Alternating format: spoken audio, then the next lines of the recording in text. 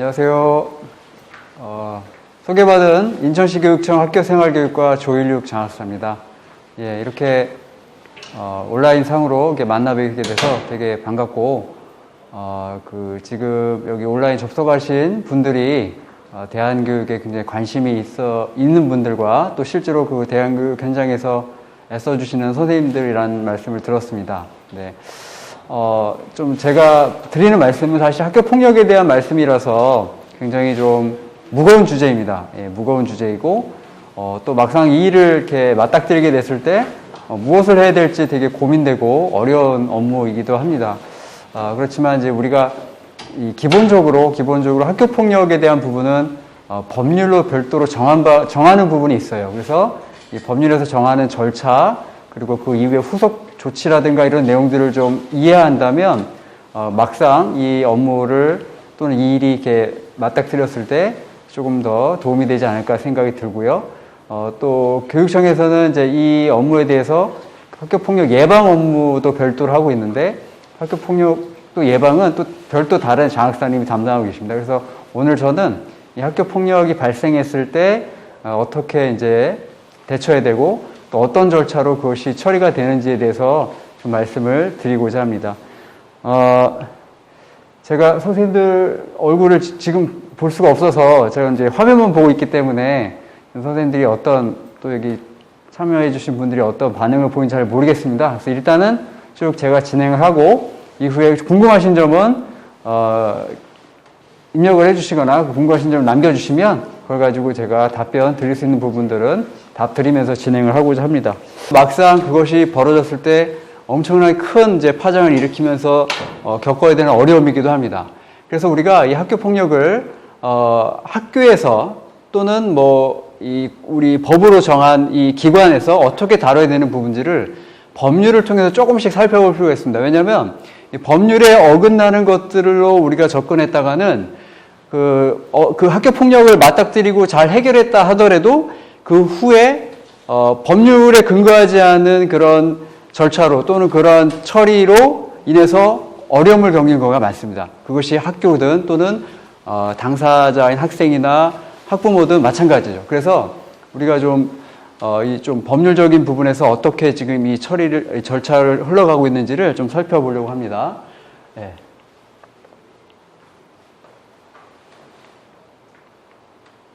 네, 먼저 학교폭력 정의에 대해서 좀 살펴보려고 합니다.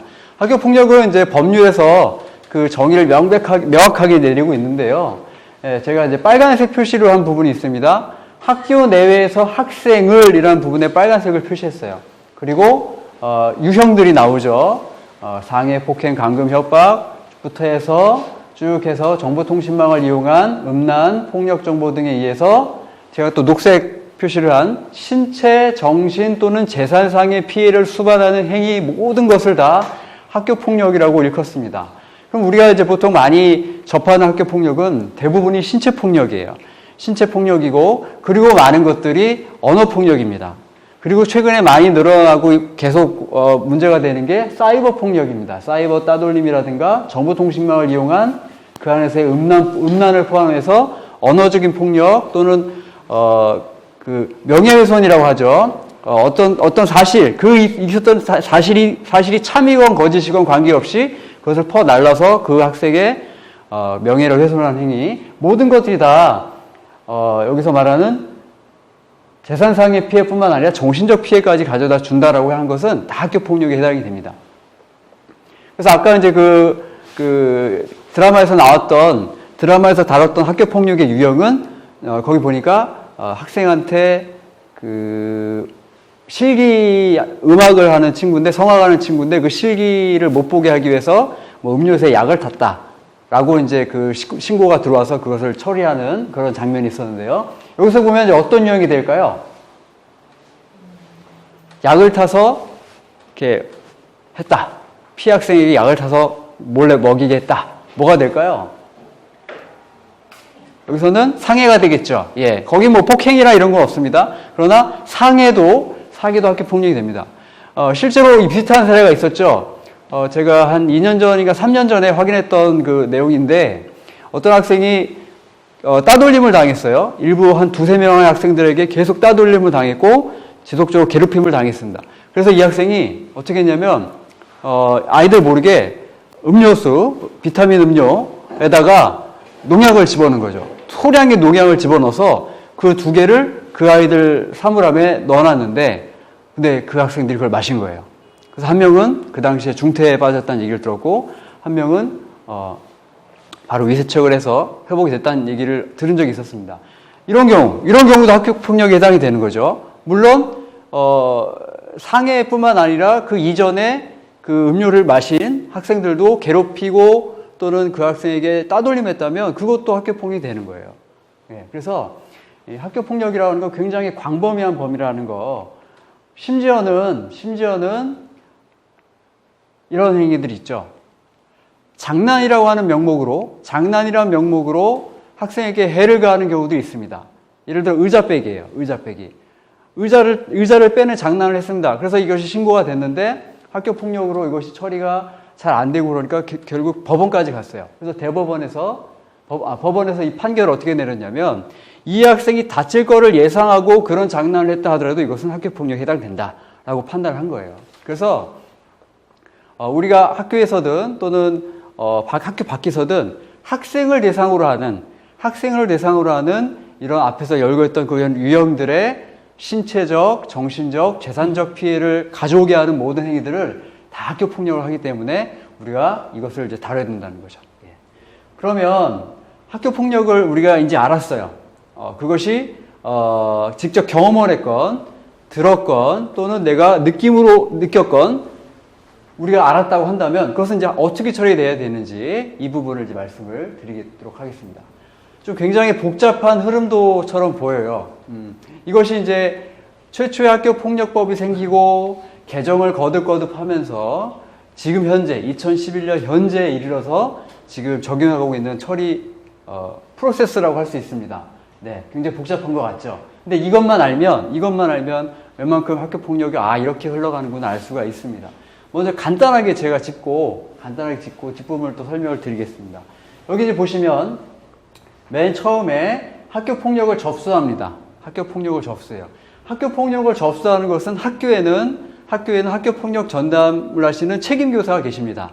그리고 책임교사 말고도 책임교사를 포함한 학교 폭력 전담 기구라고 하는 것이 있어요. 그래서 모든 학교는 초등등 교육법에서 말하는 모든 학교, 일반적인 학교뿐만 아니라 특수학교, 각종학교까지 또는 방송통신 중고등학교까지 다 학교에는 학교 폭력 예방법에 의해서 처리돼야 될 절차를 가지고 있는데 거기서는 학교 폭력 책임교사가 반드시 있어야 됩니다.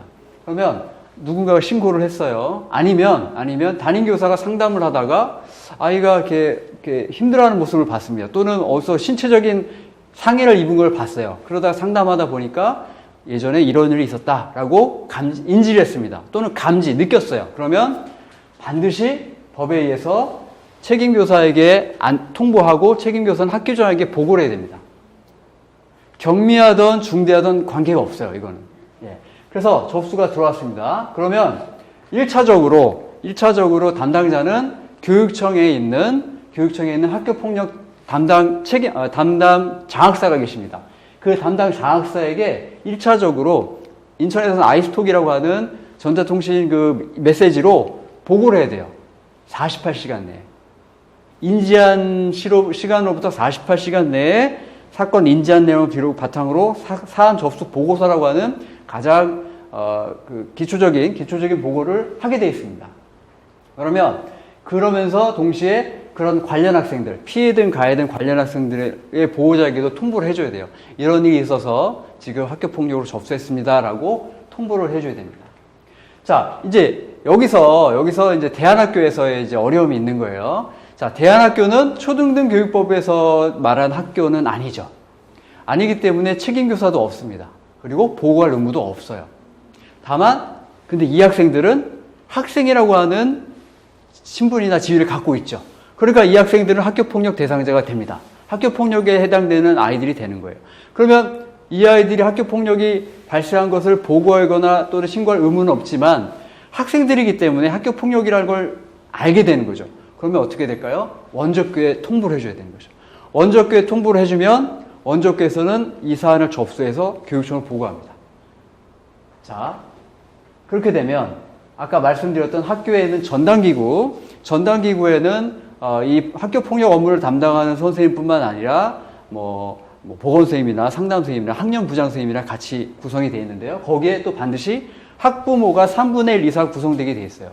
그래서 학부모님이 그 안에 같이 계십니다. 그래서 이것이 인지되고 보고된 시점으로부터 2주 이내에 14일 이내에 이제 쭉 흘러가면서 이것이 요 뒤에 나와 있는 뭐 이런 마름모꼴로 가는 이 절차를 거쳐야 되는 거예요. 그러면 자 책임교사가 이분이 이제 아이들을 불러서 조사를 합니다. 사실 확인 조사를 해요. 근데 아까 말씀드린 대안학교에서는 학교에 지금 아이들이 있을까요, 없을까요? 원소속교회 없죠. 여기 위탁 와 있죠. 그러면 이 위탁 온 아이들을 다시 불러야 되는 거예요, 학교로. 근데 학교에서는 예를 들어 이 A라는 학생이 학교 폭력이 있었으면 A라는 학생의 담임선생님도 계시고 아이들의 주변 아이들이 있기 때문에 이 아이가 벌어진 일에 대해서 다각도로 확인할 수가 있어요. 이 아이가 혹시 정말 그런 일이 있었는지, 그리고 또 정말 이런 어려움이 예전부터 있었는지, 또는 아니면 이것이 혹시 거짓말인지, 이런 거를 정황적으로 확인할 수 있는 방법들이 많습니다. 그런데 지금 대안학교에 있는 아이가 학교 폭력이 벌어져 가지고 지금 접수가 되고 처리가 되려고 하는데 조사를 하려고 봤더니 그 아이만 데리고 조사를 해야 되는 거예요. 학교에서는 굉장히 어렵죠. 그래서 이제 저희가 부탁드린 거는 이럴 때 대안학교에 계신 선생님들이 이 아이를 조사할 수가 있습니다. 요거는 이제 그 학교폭력법이 아닌 그 대안교육과 관련된 지침에 그 내용이 있는 걸 저희가 확인을 했어요. 그래서 실제로 작년이죠. 2022년도에 대안학교와 관련된 사건이 한 서너 건 있었는데 거기에 저희가 이제 개입을 했었는데요. 그때 그런 지침을 확인하고 그 대안학교의 선생님께서 그 내용들을 조사하고 조사한 내용들을 원소속교로 보내주는 것까지 했었습니다. 예.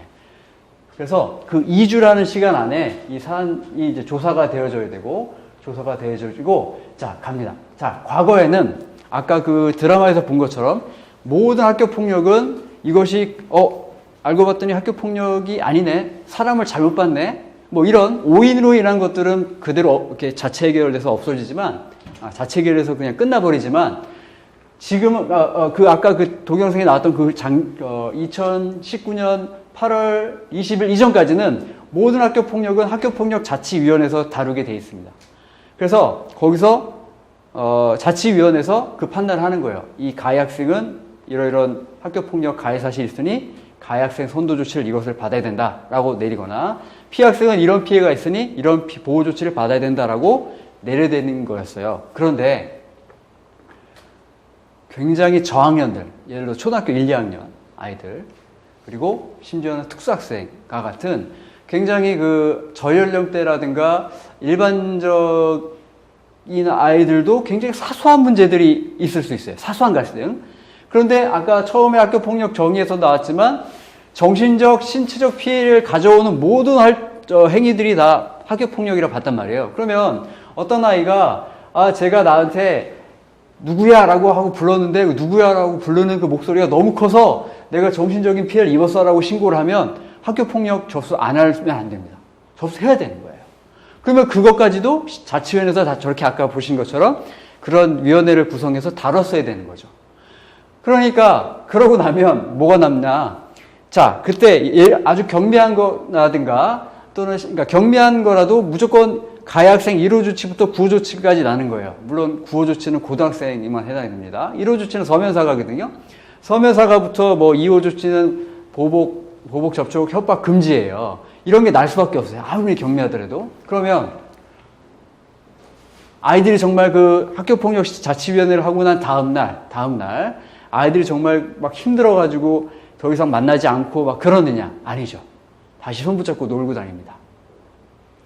이런 어려움들이 있다 보니까 학교에서 이게 학교폭력법이 학교로 들어온 이후로 갈등이라는 부분을 학교가 잘 개입해서 선생님들이 개입해서 선생님들이 아이들을 지도하는 명목, 교육한다는 명목으로 해결하기가 너무 어려웠던 거죠. 그래서 수차례 요청 끝에 그러면 경미한 사안은 학교장 자체 해결을 하자. 학교장 자체 해결은 아까 제가 이제 뒤에 가면 좀 나오겠지만 그 가해학생 조치와 피해학생 조치를 받지 않고 두 아이의 관계를 회복한다라고 하는 그 전제. 그러니까 이거는 이제 사후에 대한 부분이고요. 사전에 그 어떤 그 요건들이 있습니다. 자체 해결할 수 있는 그 요건들만 해당이 되면 이거는 자치위원회나 올해 같은 심의위원회에 넘기지 않고 학교에서 갈등 해결하세요라고 하는 그 법률 개정이 됐어요. 이게 2019년 8월 20일 이후부터 그렇게 됐습니다. 그래서 그 결정을 이제 내려야 되는 거예요. 이게 자체 해결을 할 것인지 아니면 심의위원회를 갈 것인지를 이제 여기서 14일 이내에 결정하게 됩니다. 근데 이게 너무 어려운데요. 아이도 지금 코로나 때문에 잘 만나지도 못하고 이런 어려움이 좀 있습니다. 그러면 7일을 더 연장할 수 있고요. 또 이런 경우도 있습니다. 가해 학생이 없고 피해만 있는 경우도 있어요. 이런 경우죠. 누군가 나에게 낙서를 했어요. 뭐 조일육은 뭐 나쁜 놈 죽어야 돼 이렇게 낙서한 걸 발견했어요. 근데 누가 썼는지 아무리 찾아도 안 나와요. 이런 경우는 피해는 있는데 가해가 없죠. 그럼 뭐 제가 자작극을 했을 리는 없고요. 그러니까 그런 경우는 모두 연장이 가능합니다. 그러니까 그런 걸 제외하고는 일반적인 상황에서는 그 2주 플러스 1, 3주 이내에, 최대 3주 이내에 전담기구에서 아까 그 학교 폭력을 다루는 기구에 있다고 그랬죠? 거기서 이것이 자체 해결이 가능한가를 따져보고 아니면 자체 해결이 안 된다고 한다거나 또 다른 사유로 심의위원회 요청을 하게 됩니다. 그러면 심의위원회는 이제 뭐냐? 아까 말씀드린 학교폭력 자치위원회가 이제 심의위원회로 넘어갔는데요. 요것도 이제 사연이 있죠. 자, 인천에 그 학교가 536개가 있어요. 인천에 저희 학교폭력으로 관여하는 학교들이 536개가 있는데요. 거기에 학교폭력 자치위원회가 다 있는 거예요. 그러면 거기서 발생하는 학교폭력이 예를 들어 인천에서 학교폭력이 한 몇천 건 발생한다고 한다면 그것이 심의위원회에서 다뤄지게 되는데 자, A학교와 B학교가 사안이 되게 비슷해요. 아이를 놀렸다고 합시다. 아이를 놀리고 따돌리는 사건이 되게 비슷하고 가해 학생과 피해 학생의 수도 비슷한 어떤 또 학년 수준도 비슷한 뭐 초등학교에서 벌어졌다고 칩시다. 자, 근데 조치 결정이 어떻게 나느냐? 학교마다 다를 수 있다는 거죠. 왜? 그 권한은 학교장에게 있어요.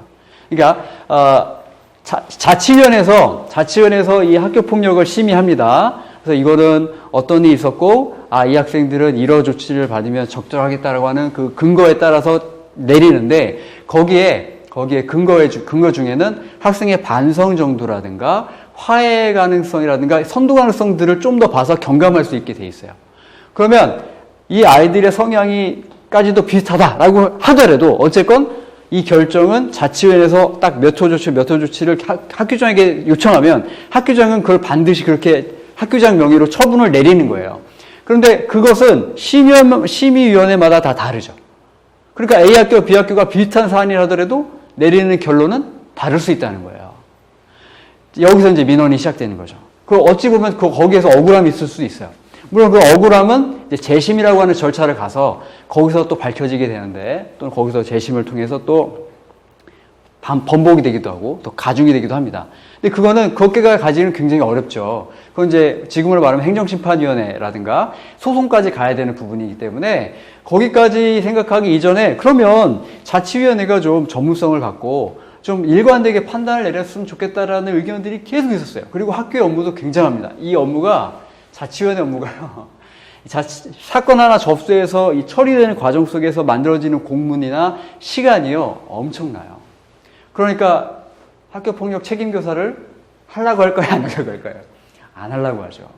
그래서 안 하려고 하니까 그러면 어떻게 하면 이분들의 유인을 뭘로 하면 좋을까?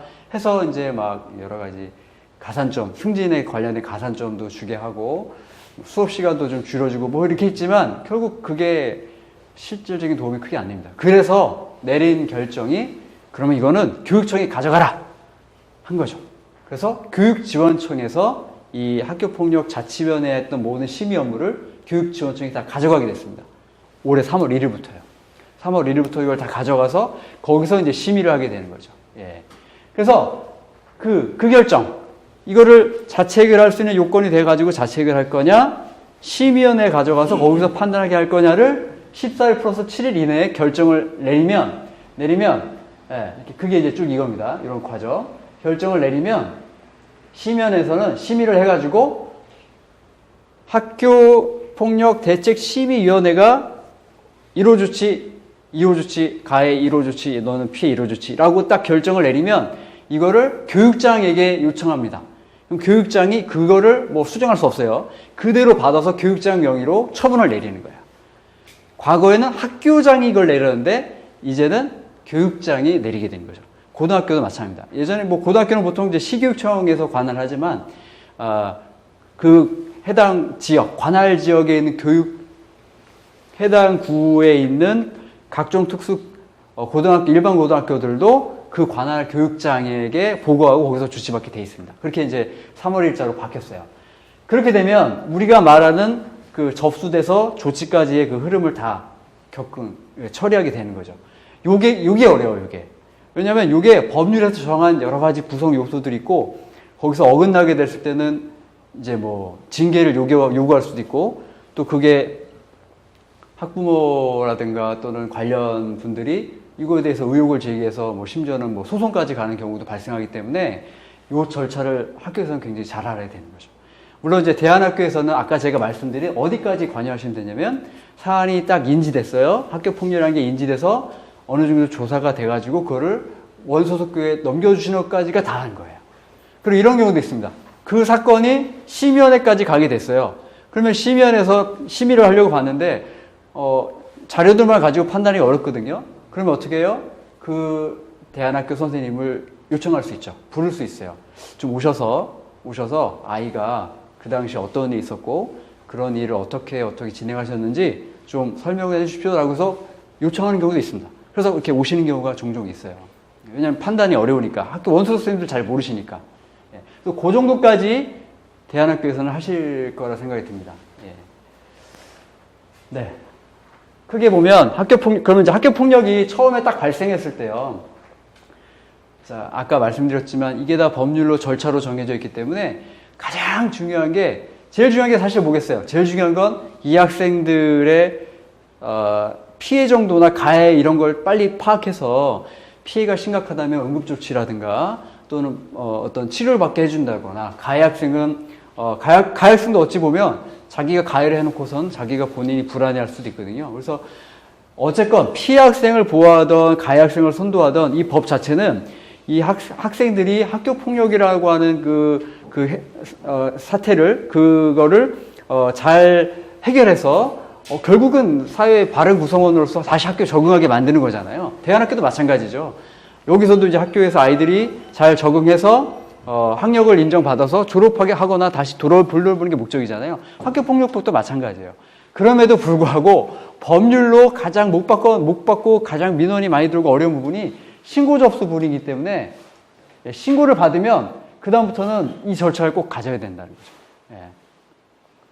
신고를, 그러니까 초기에 사항이 발생하면 인지한 즉시 접수하고 신고대장에 기록하고 그 다음에 학교장에게 보고하고 교육청에 보고하고 관련 보호자나에게 다 이렇게 전파를 하죠. 알려드리죠. 다 밑에 법률 써놨죠, 제가. 14조, 19조, 20조, 21조. 법에다 이렇게 하라고 돼 있어요. 물론 더 구체적인 48시간 이내에 보고하라 이런 건 법에 없지만 보고하게 돼 있거든요. 네. 이렇게 이제 갑니다. 그래서 대안학교에서 관련된 어떤 학교폭력이 발생하면 여기서는 이렇게 빨리 학교에 원소속교에 통보해 주시는 거, 빨리 통보해 주시는 게 중요합니다. 네. 자, 그런데 가해 학생과 피해 학생이 너무 심각한 일이 벌어졌어요. 너무 심각하게 아이가 여러 명에 의해서 집단 폭행을 당해가지고 심각한 지금 지경에 이르렀고 병원에 입원한 정도에 이르게 됐다고 한다면 학교장은 긴급이 필요하다는 것을 긴급하다고 하는 경우에 긴급조치라는 걸 먼저 내릴 수가 있어요. 긴급조치. 원래 조치는 누가 내린다고 했냐면 아까 교육장이 내린다고 했어요. 학교폭력심의위원회에서 그걸 심의해서 교육장이 내리게 돼 있는데 근데 이거 너무 급해. 거기까지 못 기다려. 보세요. 심의위원회까지 가려면 얼마나 걸리냐면 사건 접수하고 48시간 이틀 내에 보고하게 돼 있죠. 그럼 이틀에서 14일 동안 어떤 결정을 내려서 심의를 한다고 그랬죠. 그러면 16일 정도, 거기서 또 일주일 하면 16일에다가 23일이 걸려요. 그럼 23일 걸렸으면 심의위원회는 바로 열리냐? 바로 못 열려요. 왜냐면 심의위원회는 그 관할 지역에 예를 들까요? 서부교육청만 보면 서부교육청에 있는 초중고 각종 특수학교 다 하면 147개입니다. 그러면 147개 학교에서 학교폭력이 일찍 일어났다고 생각해 보세요. 심의 못합니다. 그래서 심의하기까지 3주란 기간을 주는 거예요. 3주 안에 심의위원회를 열어라. 근데 그것도 어려우면 1주 더 연장해라. 해서 그러니까 23일에다가 3주 21일, 44일, 심지어 48일, 심의위원회가 사건 접수돼서 심의위원회까지 가는데 48일 걸려요. 가장 연장하면. 그러면 난리가 나죠. 피학생, 가해학생 측에 난리가 나요. 피해는 왜 빨리 조치 안 해주냐. 가해는 막 여기서도 막 이제 그래서 막 서로 민원들이 엄청납니다. 근데 이게 법으로 그렇게 절차를 해놨기 때문에 아무리 빨리 하려고 해도 안 되는 경우들이 있어요. 그래서 그러면 긴급하다, 빨리 지금 긴급하다라고 해서 조치를 빨리 내릴 수 있는데 그래서 보호 조치를 빨리 내릴 수도 있고요. 선도 조치, 요건 이제 가해학생한테 내리는 겁니다. 가해학생의 선도 조치를 내릴 수 있습니다.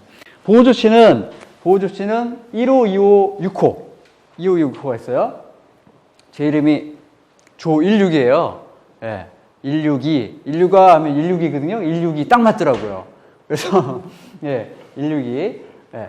1호는 이제 심리상담 및 조언이에요. 이 아이가 너무 불안해하고 해서 좀 어떤 기관에 가서 상담을 좀 받아야 될 필요가 있다. 그런 경우. 115. 이 아이는 어딘가에, 별도로 거처라든가 이런 데 옮겨서 거기서 학생이 생활하면서 지금 일단 이 학교폭력 사태를 좀 기다려야겠다 하는 경우들 또는 뭐 자택에서 하는 경우도 있습니다. 자택에서 이렇게 보호되는 경우도 2호 조치를 내리는 경우가 있어요. 그 다음 6호는 이제 그거 말고 원래 조치가 1, 2, 6호니까 앞에 3호, 4호, 5호도 있겠죠? 예, 그거를 제외하고 그 밖에 또 다른 조치가 필요할까? 그래서 예를 들어 법률적인 지원이 필요할까? 상담이 법률적인 안내가 필요할까? 그런 경우 이제 6호를 내기도 합니다. 그래서 이런 경우, 예. 그 다음에 가해학생은 1, 2, 3, 5, 6인데, 1, 2, 3, 5, 6. 서면 사과라든가 접촉, 협박, 보복 금지, 그 다음에 교내 봉사, 그 다음에 특별교육이나 심리 치료, 그 다음에 출석 정지 같은 거를 내릴 수 있습니다. 예. 그러니까 좀 심각한 경우는 뭘 내릴까요? 보통 가해학생에게 심각한 경우 뭘 내릴까요? 출석 정지 내리겠죠. 왜냐하면 물론 피학생도 뭐 병원에 입원한다 그러면 학교를 못 나오니까 자연적으로 분리가 되지만 그것과 또 별개의 의미로서 이제 가해학생이 굉장히 지금 심각한 사안이고 좀 어떤 집에서 그러니까 출석 정지는 학교를 안 나온 것일 수도 있겠지만 출석은 뭐의 출석인가요? 교과. 학교의 일관의 교과 시간의 출석이에요. 그래서 출석 정지를 내렸어도 학교에서 별도로 그 학생을 뭐 위클래스나 이런 데 가서 별도로 수업을 받게 할 수도 있어요. 별도 프로그램을 받게 할 수도 있는 겁니다. 어쨌든 뭐 이 수업에서 아이를 격리시키는 그런 조치를 내기도 하는데 이런 것들을 긴급하게 내립니다. 그러면 내리면 끝이냐? 아니에요. 심의위원회 보고하라고 법에 써 있어요. 심의위원회 즉시 보고하라. 심의위원회 즉시 보고하고 그 다음에 심의위원회 나중에 추인까지 받아라. 추인은 뭐냐면 조치를 먼저 내리고 그 조치가 유효하다라고 하는 걸 나중에 심의위원회에서 아까 그 최대한 48일 이후에 있을 수 있는 그 심의위원회에서 그걸 결정을 해주는 부분인 거죠. 예, 이렇게 해서 긴급한 경우에는 긴급 조치를 할 수가 있습니다. 자, 그러면 이제 아까 처음에 이제 이 학교 폭력이 이제 발생했을 때 그걸 접수하고 처리하는 과정에서 전담기구가 있다라고 했어요. 전담기구. 예, 전담기구는 보시는 바와 같이 교감 선생님이나 전문 상담 선생님이나 보건 선생님, 학교 폭력을 전담하시는 책임교사, 학부모 등으로 구성하게 돼 있는데 법률에서는 학부모를 반드시 전체 구성원의 3분의 1 이상 위촉해라라고 법률에 돼 있습니다. 그래서 이거는 또 학교 운영위원회에서 추천하면 학교장이 임명하는 것으로 돼 있습니다. 과거에는 이제 이게 자치위원회가 이제 그랬죠. 자치위원회가 이렇게 법률로 절반 이상, 학부모 절반 이상을 딱 넣으라고 했었는데 자치위원회 없어졌으니까 전담기구에서 학부모를 이제 위촉하게 돼 있고요. 자, 이건 뭘 하느냐? 자, 여러 가지 업무를 하는데 제일 중요한 것은 학교장 자체결 심의, 빨간 글씨 이거죠. 그래서 아까 제가 절차 흐름에서 여기서 전담기구의 학교폭력 사안 조사 활동을 펼쳐서 전담기구 심의 오른쪽으로 가시면 객관적 요건 충족 여부라고 돼 있잖아요. 전담기구에서 이것이 학교장 자체결 가능한가라고 하는 법에서 말한 4가지 요건을 갖췄는지를 심의해야 돼요. 그게 전담기구에서의 중요한 역할입니다. 그 다음에 이제 또 이제 곁다리로 하나 말씀드리면 학교폭력 사안은 생활기록부에 기재됩니다. 생활기록부에 기재가 되는데 생활기록부에 기재가 된 것과 동시에 삭제도 할 수 있어요. 삭제. 무조건 끝까지 가는 게 아니고 삭제도 하거든요. 그래서 삭제할 때 어떤 학생을 삭제할 것인가 심의할 수 있는데 이거는 뭐 그렇게 뭐 이렇게 학교에서 하는 이 부분이니까요. 참고만 하시면 될 것 같습니다. 예, 글씨가 잘 안 보이지만 자체 해결의 법률 근거고요. 심의 절차인데 어쨌건 요것도 말씀을 드리면 그러면 이제 자체 해결될 수 있는 4가지 요건은 뭐냐? 이제 그걸 좀 간단히 말씀을 드리겠습니다. 첫 번째 뭐냐면 법에서 말하는 것은 2주 이상의 치료를 요하는 뭐 정신적 치료든 신체적 치료든 이거 2주 이상의 치료를 요하는 진단서를 발급받지 않은 경우입니다. 자, 아이가 맞아가지고 코피를 흘리고 뭐 그랬어요. 근데 전담기구에서 조사했는데 학교장 자체 해결하려고 자, 진단서 갖고 왔나요? 그랬더니 진단서 안 갖고 왔대요. 진단서 안 띄웠대요. 그러면 이 요건 해당이 될까요? 안 될까요? 법률의 특징, 문구 하나를 잘 봐야 됩니다. 문구 하나를 다 따지고 하나하나가 되게 중요합니다. 코 맞았으니까 분명히 그냥 병원 가면 2주 이상 진단서 뛸 수 있어요. 코 맞아서 코피 흘렸으니까. 가장 기본적인 게 2주 나오니까. 근데 진단서 발급을 안 해왔대요. 그러면 진단서 발급을 안 해왔으면 이것은 여기에 요건에, 그러니까 이 요건에 해당이 되는 거죠. 발급받지 않은 경우니까. 외상으로는 2주 이상 치료를 요하는 상태라고 보여지는데 진단서 발급을 안 해서 법률적으로 말하는 요 요건에 해당이 되는 거예요. 즉, 자체 해결할 수도 있다는 거예요. 그렇게 되면. 예. 그래서 이게 좀 어려운 부분이기도 하죠. 예. 그래서 어쨌건 진단서를 안 냈어요. 그러면 일단 하나 충족됐어. 두 번째, 재산상 피해가 없거나 즉각 복구된 경우입니다. 뭐 이렇게 여러 가지 일이 있었는데 내가 뭐 예를 들어 금품갈취나 그런 것도 없었고 금품갈취를 당했다 하더라도 그것을 반드시 언제까지 돌려주겠다는 확답을 받고 그런 서명도 받고 사인을 받았어요. 그럼 얘는 충족이 되는 거예요. 예. 다시 한번 자체 해결, 우리가 지금 아까 심의위원회가 아닌 가벼운 경미한 학교폭력은 학교장 명의로 자체 해결할 수 있다고 했어요. 그럼 자체 해결할 수 있는 요건을 지금 살펴보고 있는 거예요. 우리는 그 4가지 요건이라고 하는 첫 번째 진단서, 2주 이상의 치료를 위한 진단서를 발급받지 않은 경우입니다. 그러니까 경미하다고 보여지는 거죠. 그런데 2주 이상의 진단을 요하는 상태라고 보여지는데 진단서 안 냈어요. 그러면 안 낸 거나 마찬가지예요. 그러니까 그건 경미하다고 보는 거죠. 예, 그거 하나. 그 다음에 두 번째는 재산상의 피해가 없거나 즉각 복구된 경우. 이 즉각이라는 거는 약속을 언제까지 했을 때까지 포함이 되는 거예요. 예, 그래서 예를 들어 다쳤는데 진단서 발급을 안 했지만 그래도 도의적인 차원에서 치료를 해주겠다. 언제까지 치료비를 주고 치료해주겠다라고 그런 약속을 받았어요. 그럼 이건 해당이 되죠. 두 번째까지 충족이 됐습니다. 세 번째, 학교 폭력이 지속적이지 않은 경우입니다.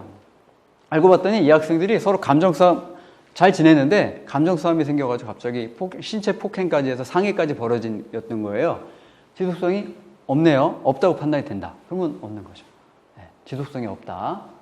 충족됐습니다. 3가지 충족됐어요. 네 번째, 학교 폭력에 대한 신고 진술, 자료 제공 등의 과정에서 보복 행위가 아닌 경우예요. 이런 경우 있죠. 신고했는데 너 신고했지. 너 가만히 안 둘 거야. SNS 상에서. 너 길 조심해. 너 뭐 학교 폭력 신고하면 다 해결될 줄 알아? 막 이런 식의 메시지가 왔어요. 그럼 보복이죠. 그죠? 근데 그런 게 없었어요. 그냥 서로 치고받고 맞고 그냥 상해만 있었을 뿐이지 그런 일이 없었어요. 그러면 얘까지 해결돼요. 아하! 학교장 자체 해결에 해당되는 요건이 4가지가 있는데 이 4가지 요건이 동시에 다 충족이 돼요. 자, 그러면 1차적으로 자체 해결될 수 있겠다. 자, 근데 가장 중요한 죄송합니다. 가장 중요한 키가 여기 제가 생략을 해버렸네요. 가장 중요한 키가 뭐냐? 이렇게 했다 하더라도 피해 학생과 보호자의 그 동의가 있어야 돼요. 피해 학생과 보호자가 그래 4가지 충족돼서 학교장 자체 해결을 학교에서는 될 수 있다고 봤어. 그러면 그걸로 끝나는 게 아니라 그런데 여기 안전장치를 하나 더 둔 거죠. 그럼 피해 학생 측에서 이거를 학교장이 자체 해결해서 관계 회복하고 그러니까 심의위원회까지 안 가고 여기서 잘 해결하고 싶은데 해도 될까요? 라고 동의를 물어봤는데 오케이 했어요. 그럼 자체 해결되는 거예요. 자체 해결. 근데 동의를 안 했어요. 아무리 전담기구에서 이건 경미하다라고 보고 진단서 발급 안 받았다라고 해가지고 다 네 가지 요건을 다 그러니까 네 가지 요건이 어느 하나라도 충족이 안 되면 안 되는 거예요. 근데 네 가지 요건이 다 충족이 됐는데 동의를 안 받았어요. 동의를 안 해줘. 끝까지 안 해주세요. 그러면 얘는 자체 해결 안 돼요. 아무리 경미해도 안 돼요. 아이들끼리 그냥 말싸움한 거야. 그것도 여기서 피학생이 동의 안 해주면 안 해요. 쌍방은 어떻게 할까요? 쌍방은 더 복잡해요. 쌍방이라는 거 뭐냐? 피해가 동시에 존재하는 거예요. 그러니까 이 학생이 욕설을 했어요. 또 얘가 거의 맞받아서 욕설을 했어요. 얘가 처음에 신고했어요. 근데 신고하다 보니까, 조사하다 보니까 얘도 얘한테 욕설을 한 게 있어. 그러면 가피가 둘 다 발생했기 때문에 피해 학생이 둘 다인 거예요. 그러면 이걸 자체 해결 요건을 따질 때 네 가지 요건 다 따졌는데 얘는 자체 해결하고 싶어요. 얘는 신고했으니까 얘는 신고했으면 그래도 신고했어도 내가 자체 해결하겠어. 했는데 얘가 자체 해결 안 하겠대요. 그럼 얘는 자체 해결 못 하는 거예요. 이럴 때는 심연에 다 가는 겁니다. 그래서 자체 해결이 남발될까봐 자체 해결이라는 제도가 너무 남발될까봐 남용될까봐 안전장치 둔 게 이 피학생과 보호자의 동의가 있는 것으로 안전장치를 두었다고 하더라고요. 그래서 그 동의가 있으면 자체 해결 딱 됩니다. 자체 해결되면 그 다음부터는 심의를 안 했기 때문에 어떤 조치가 떨어지는 게 아니고요. 아이들의 그 경미한 사안에 대해서는 학교가 또는 뭐 대안학교에서도 마찬가지예요. 그 아이들 물론 이제 대안학교에서는 그것이 아마 복귀 사유가 될지도 몰라요. 학교 폭력이 있었다고 하면 그것 때문에 예를 들어 대안학교에서 A 학교에서 온 학생, B 학교에서 온 학교가 같은 대안학교를 다니고 있는데 여기서 폭력이 벌어졌어요. 그러면 얘네들은 같이 지내야 되잖아요. 그죠? 그러면 근데 이게 자체 해결됐어요. 자체 해결됐으면 일단 조치는 안 남아요.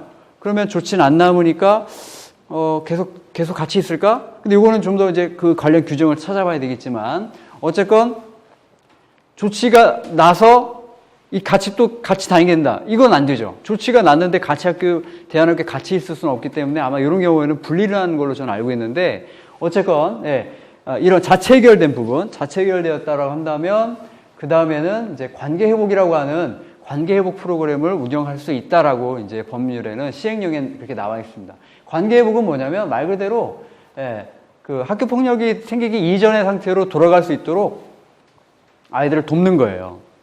대부분이 상담이죠. 그러니까 보통 상담의 기법을 통해서 이 아이들의 관계를 회복시켜줍니다. 보통 우리가 많이 그 회복적 생활교육을 접하신 분들은 대화 모임의 방식을 취하고 있어요. 이 회복적 관계회복 프로그램이. 그래서 대화 모임의 방식을 취하고 있기 때문에 뭐 꼭 그것이 아니더라도 아이들의 관계를 회복할 수 있는 프로그램을 적용할 수 있다라고 되어 있습니다. 할 수 있다니까 안 해도 된다는 거죠. 그래서 이 부분이 어려워요. 한번 틀어진 관계를 어떻게 이 아이들을 다시 잘 관계를 회복시켜 줄 수 있을까. 그래서 저도 이제 학교에 있을 때 아이들과 이런 대화 모임을 해봐서 이것이 정말 어렵다는 건 알지만, 그렇지만 그 대화 모임을 통해서 아이들이 진솔한 얘기를 나누고 저 아이가 나한테 왜 이런 잘못을 했지?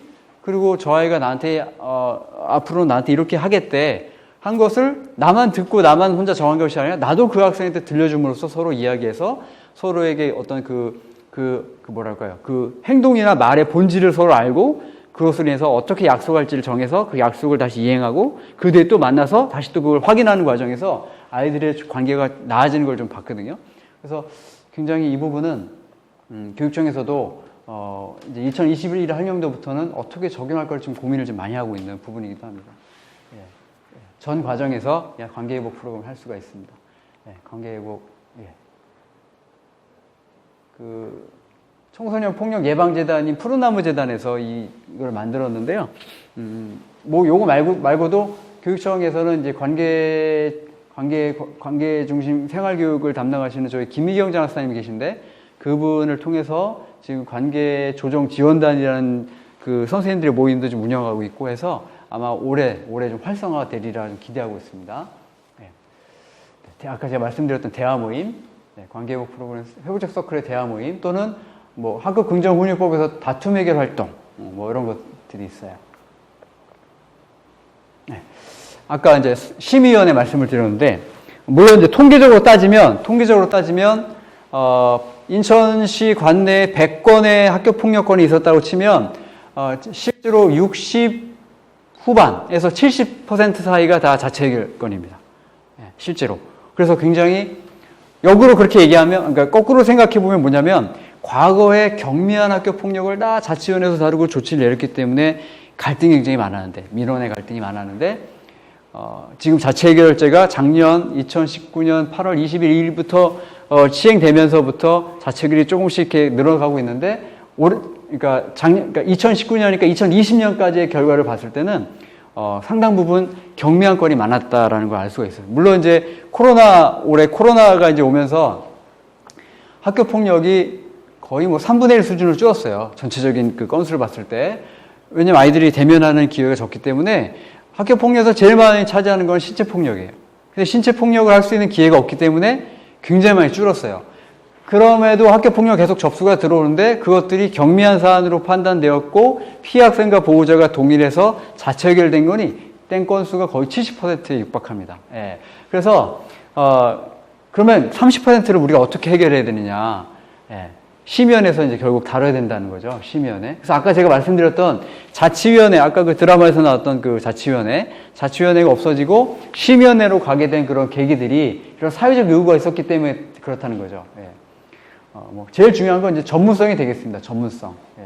공정성과 객관성. 학교마다 달랐던 판단을 좀 일관되게 판단하고 공정하게 판단하면 좋겠다. 그런 것들.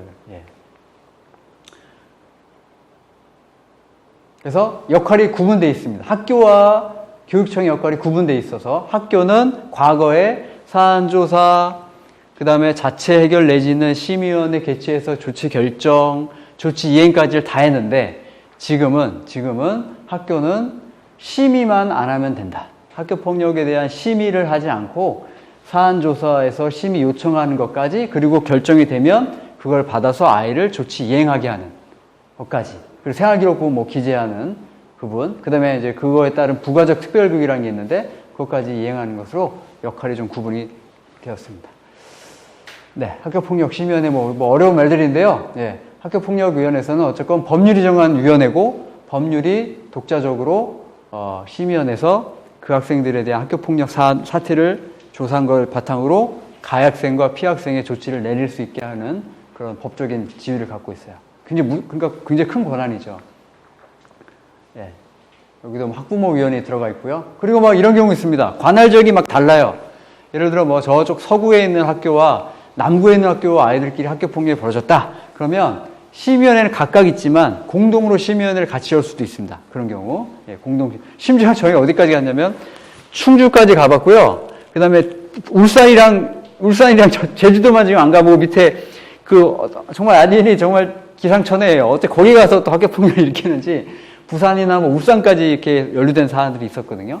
예. 그런 경우 공동위원회 할 수도 있고요. 아니면 각각 할 수도 있습니다. 네. 자, 요게 이제 심의위원회가 그러면 언제 열리는 거냐요? 심의위원회는 언제 열리냐? 심의위원회는 하나의 법적 위원회니까 그 내부 구성원의 요청이 있으면 열기도 하지만 그거보다는 학교 폭력이 발생해서 거기 보시면 이제 동그라미 세 번째, 네 번째, 뭐 네 번째, 다섯 번째라 봅시다. 이 법률에서는 이제 법률에 이제 4호, 5호인데요. 네 번째 보시면 학교 폭력이 발생한 사실을 신고받거나 보고받은 경우라고 되어 있습니다.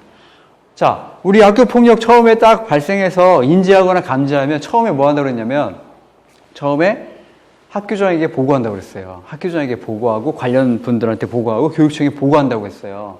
그렇죠? 그러면 아까 교육청에도 보고하기 때문에 교육청에 보고한다는 얘기는 심의원에다 보고하는 개념이에요. 그러면 학교 폭력을 딱 접수해가지고 대장에 기록하는 순간 보고가 쫙쫙쫙 되기 때문에 심의원회를 반드시 열어야 되는 거죠. 학교 폭력이 발생하면 그러니까 화살표가 학교 폭력 발생 접수 화살표 심의원회예요. 무조건. 이 법률에 따르면. 그런데 아까 뭐라 했냐면 그럼에도 불구하고 자체 해결 가능하다는 게 있다고 그랬죠, 아까. 예. 경미하다라고 하는 것이 학교폭력 전담기구에서 경미하다는 것이 네 가지 충족 요소, 아까 진단서, 지속성, 피해 복구나 피해가 없었을 경우, 보복이 없었을 이 네 가지 경우와 피해 학생과 보호자의 동의가 있었을 때 자체 해결된다고 했잖아요. 예. 그거. 자체 해결되는 거.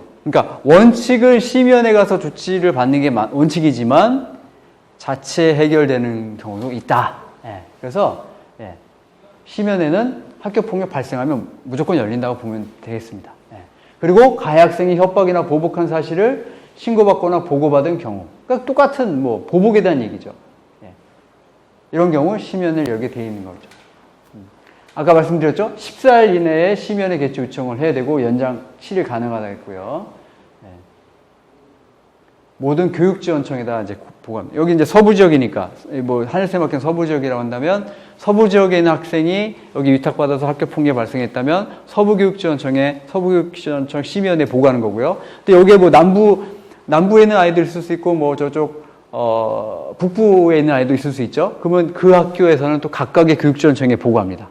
뭐 예를 들어 부평구에 있는 학교의 학생이다 그러면은 북부교육지원청에 보고해야 되고 뮤지얼구에 있는 학교의 학생이다 그러면 또 그러니까 여기 대안학교는 지금 여기 서구에 있는 하늘샘학교지만 여기 원소별로 각각의 교육지원청에 보고하게 되어 있는 거예요. 예. 네. 심의원회를 개최해가지고 21일 이내에 개최해서 연장까지 해서 심의를 하게 됩니다.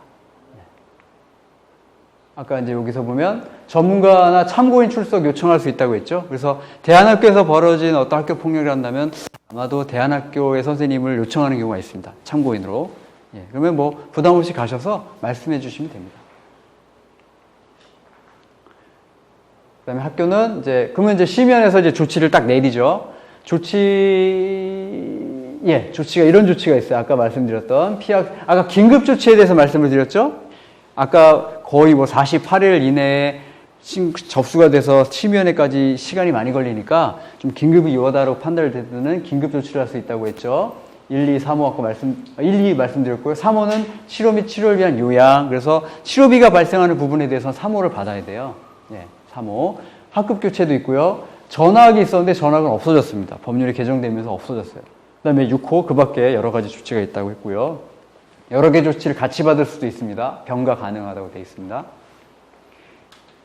네, 그래서 피학생은 이제 이런 조치를 받으면 해당 기관에 가서 상담을 받거나 보호를 받거나 또는 치료를 받거나 하는데 이런 비용은 피학생이 나중에 학교안전공제에 신청하면 학교안전공제에서 먼저 그 치료비 등을 지급해주고 그 다음에 학교안전공제에는 가해 학생에게 구상권을 청구합니다. 요거는 이제 그 법률에서 정한 형법에 의해서 이 피해자에게 발생한 치료비를 나중에 가해자가 부담케 하는 그런 방식과 동일해요. 가해 학생은 이제 1호부터 9호 조치가 있어요. 1호부터 9호 조치. 1호 조치는 서면 사과입니다. 예.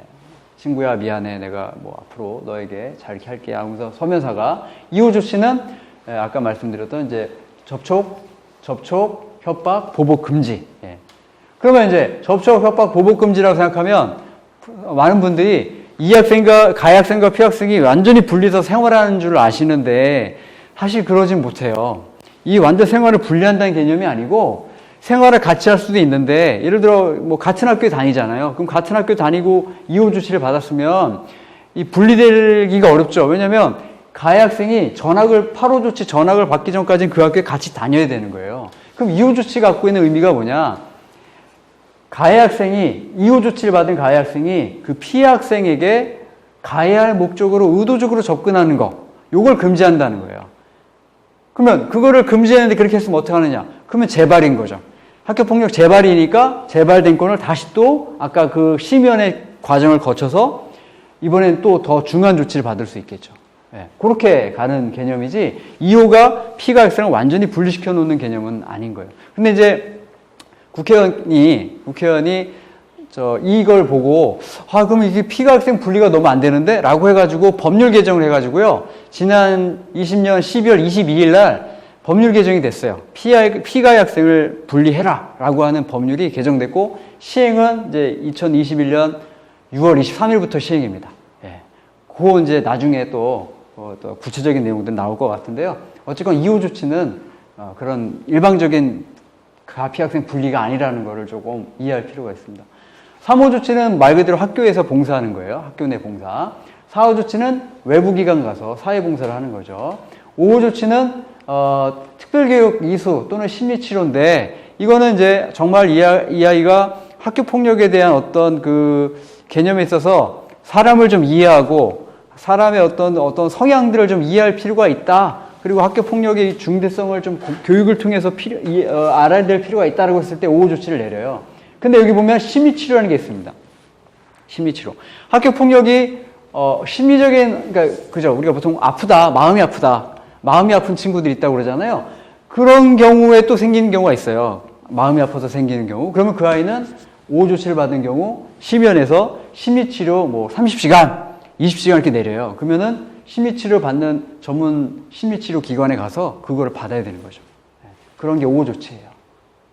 6호 조치는 출석 정지. 아까 말씀드린 대로 그 수업에 아이가 못 들어오게 해서 아이가 분리시키는 목적으로 하는 조치죠. 굉장히 큰 조치인데 이게 뭐냐면 출석 정지가 되면 그 수업에 못 들어갔기 때문에 이 못 들어간 건 다 미인정 결석, 무단 결석이 됩니다.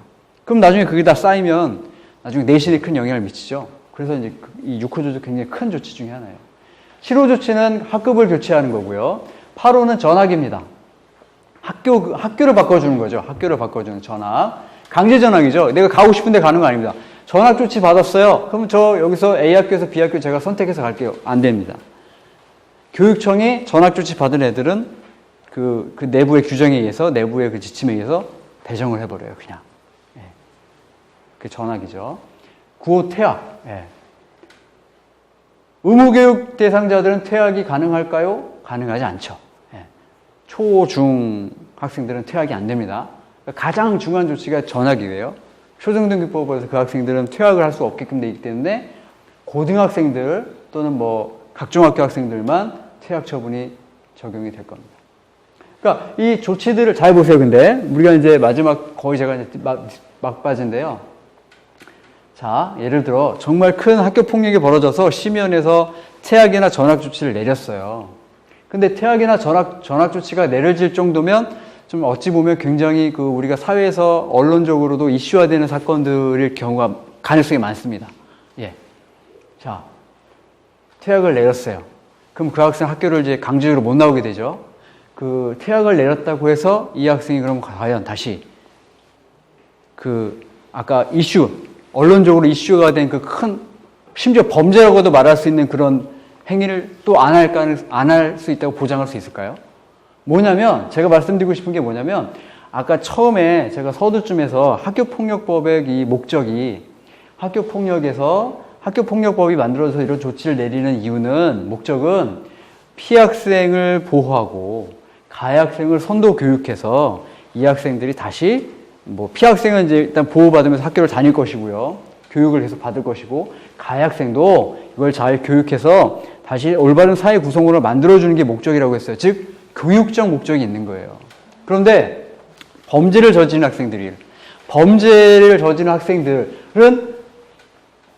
예를 들어 한 학생이 뭐 차를 훔쳐서 사고를 내고 도주했고 막 심각한 어떤 일들이 있었고 거기서 학교 폭력과 비슷한 그런 어떤 피해들도 끼치고 했어요. 그러면 그것은 학교 폭력으로 다루기도 하지만 그 학생을 형법으로 다루기도 하고 소년법으로 다루기도 합니다. 이거는 이제 사법기관이나 수사기관에서 하겠죠. 그러면 많은 분들이 착각을 하는 게 학교폭력법으로 얘를 처벌해서 얘를 아주 그냥 격리시켜주세요라고 하는데 기껏해야 격리는 퇴학이에요. 퇴학.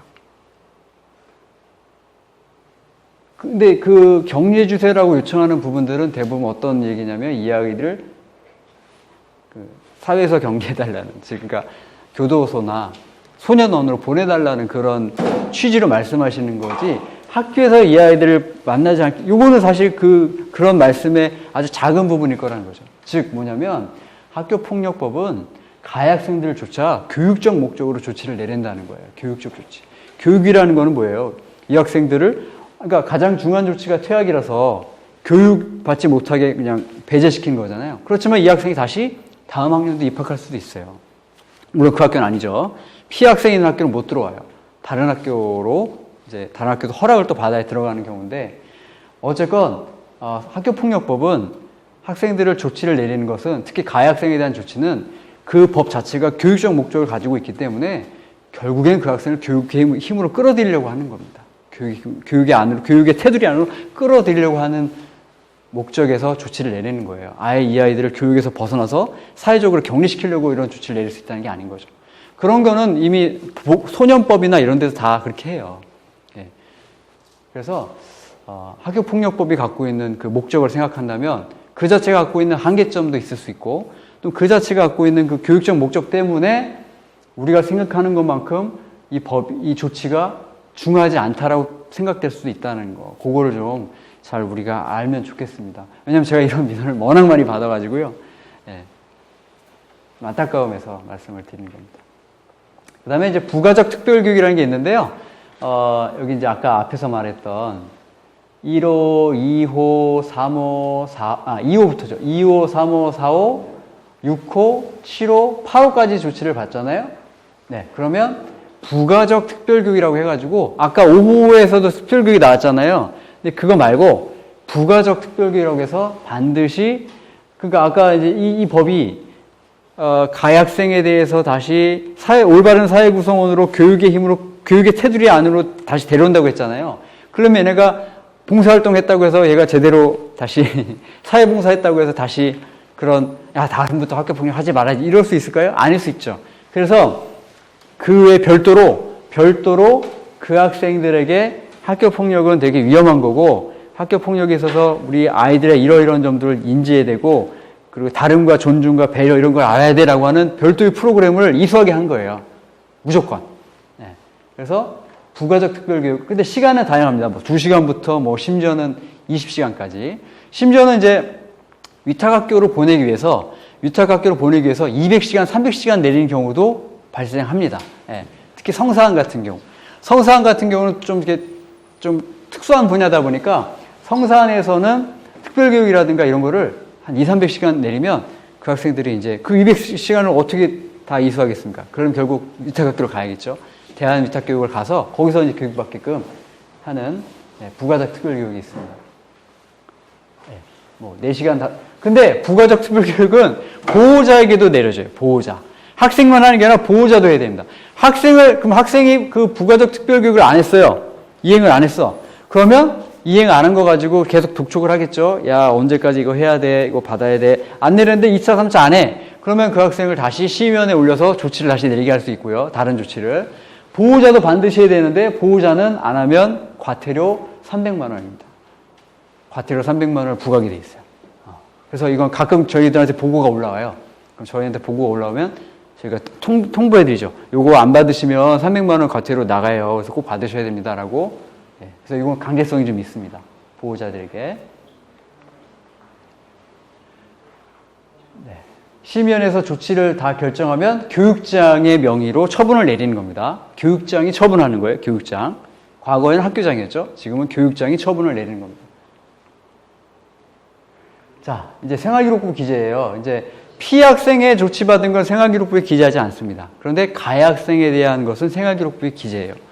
이게 아주 양날의 검이에요. 양날의 검. 엄청난 사람들에게 이런 제도가 있으니까 학교폭력이 그래도 경각심을 갖는 거 아니냐라고 하는 것도 있지만 이런 부분 때문에 거꾸로 학교에서 교육적 해결이 어렵다라는 부분이 많아요. 왜냐? 생활기록부 기재된다는 건 결국 진급에, 진학에 영향을 끼친다는 거죠.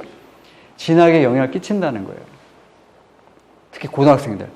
또는 중학교에서도 이제 좀 이렇게 특수 목적 고등학교나 이런 자사고나 이런 데를 가려고 하는 별도로 그 모집한 학교 가려고 했을 때는 이게 문제가 된다는 거예요.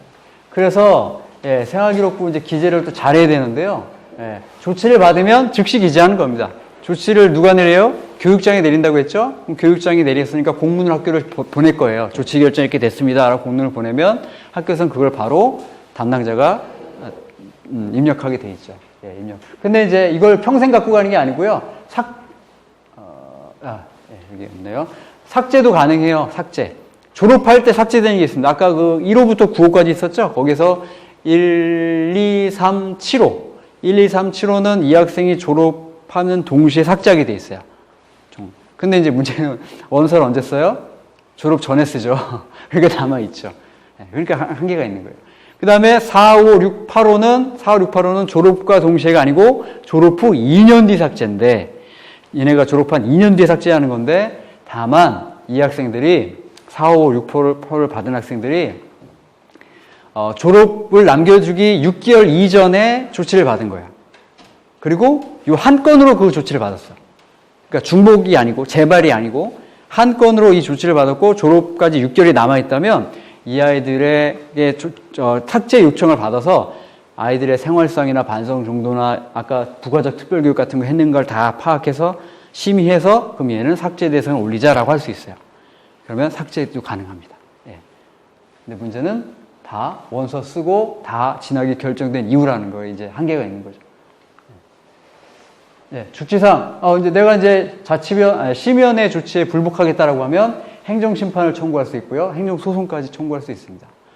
그러니까 굉장히 다양한 모습이 있습니다. 예. 뭐 오죽하면 답답하면 억울하면 재심을 하는 경우도 있겠지만 아까 뭐였어요? 생활기록부에 기재되는 것 때문에 끝까지 심판을 청구하거나 소송을 청구하는 경우도 있습니다. 예. 이 참 어려운 점이에요, 이것이. 나머지 뭐 기타 사항인데 이제 코로나 때문에 저희도 이제 대면으로 하지 못하는 비대면으로 조사하고 하는 부분도 다 열어놨습니다. 그래서 대안학교에서는 혹시 이런 코로나19 상황에서 사안이 발생하면 얼마든지 비대면으로 조사한 거 가지고 요청하고 자료를 송부할 수 있으니까 그런 거 참고하시라고 제가 여기다 올려놨습니다. 예, 뭐 여러 단계가 죄송합니다.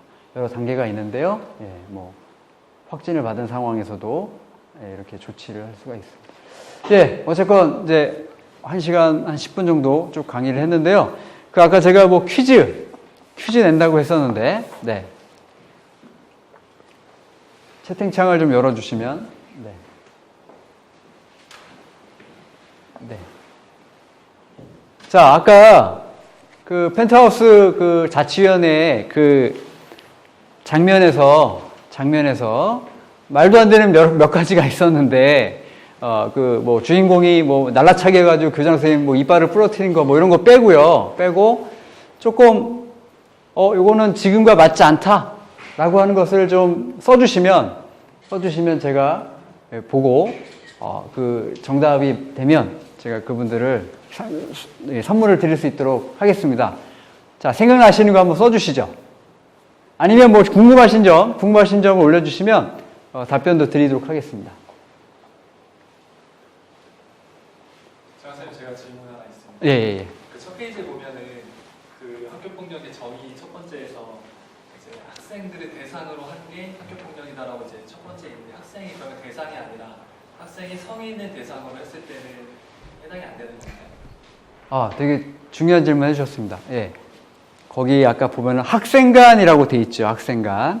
그럼 학생간이면 당연히 학생 대 학생이에요. 그런데 학생이 성인에 대해서 어떤 가해를 했다. 이건 학교 폭력이 아닌 거예요. 그러나 성인에 의해서 피해를 입었다. 학교 폭력 정의에 들어갑니다. 범주에 들어가요. 그런데 문제는 이 가해자, 성인을 어떻게 조치할 게 없어요. 아까 보면 가해 학생 조치해 보시면 1호부터 9호까지는 다 학교에서 할 수 있는 거잖아요. 그러니까 여긴 조치를 못 내리고요. 피해 학생은 조치를 받을 수 있죠. 왜냐하면 예를 들어 치료를 요하는 어떤 병원비가 발생하는 그런 게 생겼다라고 하면 받을 수 있는데 문제는 뭐냐. 아까 치료비를 어디서 준다고 했냐면 학교안전공지에서 먼저 선 지급해지고 나중에 구상권을 청구한다고 했어요. 근데 학생에 대해서 구상권을 청구하는 거지 성인에 대해서 구상권을 청구하는 게 아니거든요. 그래서 보호 조치를 받더라도 뭐 물론 이런 거 어떤 치료비가 발생한 부분에서는 보상을 못 받아요. 예, 그런 어려움이 좀 있죠. 그런데 이제 이런 경우 있습니다. 학생이 아닌 경우, 학생인데 학생이 아닌 경우, 자퇴생. 지금 자퇴를 했건 뭐 퇴학을 해서 지금 학생이라는 신분이 지금 없는 학생 또는 중학생 같은 경우는 유예가 된 아이들도 있어요. 그러면 유예된 아이들 또는 퇴학한 학생들하고 학교폭력이 발생했어요. 학교폭력, 얘가 가해자라고 하더라도 얘가 피해자가 학생이라면 학생이기 때문에 돼요. 그럼 보상은 어떻게 되냐? 안전공지에서 이런 경우는 보상을 해준다고 하더라고요. 예, 그러니까 성인만 안 돼요. 예, 그래서 성인에 대해서 가해한 건 학교폭력이 아니다. 그래서 학교폭력으로 접근하지 않는다. 예, 그렇게 말씀드릴 수 있습니다. 저 선물 안 주시나요? 선물 드려야죠. 저 메시지를 안 올리시네요? 두 분 아까 안녕하세요 올리시고 부담이 되시는 것 같아요. 아무래도 이게 어려운 주제고 굉장히 무겁다 보니까 이것도 뭘 알아야 질문하지 모르면 질문하기도 어려운 거거든요. 근데 제가 이제 이런 절차를 자꾸 설명해 드린 이유는 어쨌건 이 법이 우리한테 이렇게 학교 폭력이라는 부분을 이렇게 규정하고 그것대로 처리하게끔 아주 강력하게 씌워놓은 것이 결국에 이렇게 안 하면 징계를 요청할 수 있다. 그리고 법에서 정한 부분이기 때문에 이것이 제대로 안 되면 소송을 한다거나 이런 것에 같이 연루가 돼서 어려움을 되게 당할 수 있기 때문에, 예. 그러니까 우리는 보통 옛날에 이 학교폭력법이 2004년에 생겼어요. 그리고 2004년에서 2011년, 2년 그 전에는 학교폭력을 이렇게 심각하게 안 다뤘어요. 학교에서도. 저도 그때 학교에 있었지만. 그래서 웬만큼 선생님이 교육력을 발휘해서 잘 해결이 됐었죠. 그런데 이제 2012년, 11년 이제 법이 완전히 새롭게 개정되면서 모든 학교폭력을 학교폭력 자치위원회에서 다루게끔 되고, 그리고 그것이 이제 2020년 심의위원회, 교육지원청이나 심의위원회에서 다루게 되는 이것이 뭐냐면 학교폭력으로 발생한 아주 무서운 일들이 많았다는 거예요. 오죽했으면 힘들어서 목숨을 스스로 끊는 학생들이 발생하고, 인천에서 또 몇 건이 있었잖아요. 되게 굵직한 사건들이 있었는데, 그래서 이 법률로 강력하게 접근해서 처리해라라고 하는 강제성이 좀 있는 거죠. 그렇지만 아까 말씀드린 것처럼 경미한 사안이 사실 70%예요. 100% 중에 경미하다라고 볼 수 있는 게 70%고 30% 정도가 좀 어렵고 좀 심각하다고 보여지는 것도 있는데, 이런 것들은 이제 자체 해결이라고 하는 그 제도가 있으니까, 자체 해결하면 아까 조치를 받지 않았기 때문에 생활기록부 기재도 안 해요. 그거 어디에도 남지 않아요. 그냥 내부 결제하고 대장에만 있지 아무것도 없어요. 그러니까 그거에 대한 부담은 사라졌기 때문에 경미한 것들은 그렇게 학교가 교육력을 발휘해서 잘 처리할 수 있어요. 그러니까 무조건 학교폭력 발생했는데 학부모들이 원치 않아요. 분명히 피해는 있고 가해 사실이 있는데 학부모들이 이거는 접수하지 말아주세요. 아무리 애걸복걸해도 이건 접수해야 되는 거예요. 안 하면 나중에 학교가 문제가 되는 거예요. 그래서 그 대신 아까 말한 것처럼 자체 해결 가능하니까 자체 해결할 수가 있다. 네. 네. 가해자가 끝까지 불복한 상태로 졸업을 하면 어떻게 되나요? 가해 학생이 끝까지 불복한 상태니까 재심을 청구했다는 거겠죠? 재심을 청구했을 때 집행정지라고 하는 거를 신청해요. 그러면 집행정지를 요청해서 거기서 인용을 하면 자기가 예를 들어 뭐 사모조치, 학교 내 봉사를 받았다. 그래서 학교는 이제 학교 내 봉사를 이행하려고 준비를 다 하고 있었는데 재심을 청구하고 그 다음에 거기에 집행정지 가처분까지 받았으면 학교는 집행정지니까 학교 사모조치를 이행을 못하게 되죠. 예, 그 상태에서 행정심판 끝났는데 행정소송까지 가요. 그럼 막 어떨 때 1년도 가고 2년도 갑니다. 그러면 결국 그건 끝까지 남는 거예요. 졸업할 때까지. 끝까지 남아서, 그런데 생활기록부 기재는 됩니다. 생활기록부는 기재가 돼 있고, 조치만 이행하지 않는 거예요. 조치만. 예. 그래서 그게 졸업할 때까지 가면, 졸업한 뒤에 결과를 나중에, 교육지원청이나 이렇게 통보가 되면, 거기서 그 결과를 다시 학교로 안내해줘서, 그것이, 사모호 조치가 예를 들어 1호로 바뀌었다. 아니면 3호도, 이거는 아예 무효다라고 하면 그때 가서 정정을 하는 거죠. 이렇게 돼 있습니다. 지금 절차는. 네. 가해 학생의 발언권은 언제 주나요? 어떤 발언권인지 제가 궁금한데 발언권이라는 게 사안을 처음 조사할 때 발언할 수도 있는 거고요. 사안 조사할 때 반드시 학생에게 직접 물어보죠. 이런 일이 있었니? 하고 물어보고요. 그 다음에 심의할 때 발언권은 이건 이제 심의원에서 하는 건데 심의원에서는 사실 가해 학생이 참석 안 해도 심의는 됩니다. 예, 가해 학생이나 가해 학생의 보호자가 여기 오지 않아도 심의는 진행이 돼요. 말 그대로 참고예요, 참고. 왜냐하면 학교에서 조사한 내용들을 다 받았기 때문에 그거 가지고 판단을 하죠. 근데 그것이 다시 한번 확인하는 거죠. 그것이 맞는지, 가해 학생 입장에서 맞는지. 그리고 또 이제 이런 게 있죠. 아까 이제 심의원에서 조치할 때 그 가해 학생들의 반성 정도나 화해 이런 걸 다 고려한다고 했기 때문에 그걸 물어볼 수 있잖아요. 가해 학생한테. 얼마나 지금 그런 일이 있었던 걸 인정하니? 그 다음에 그거에 대해서 반성 어느 정도 하고 있니?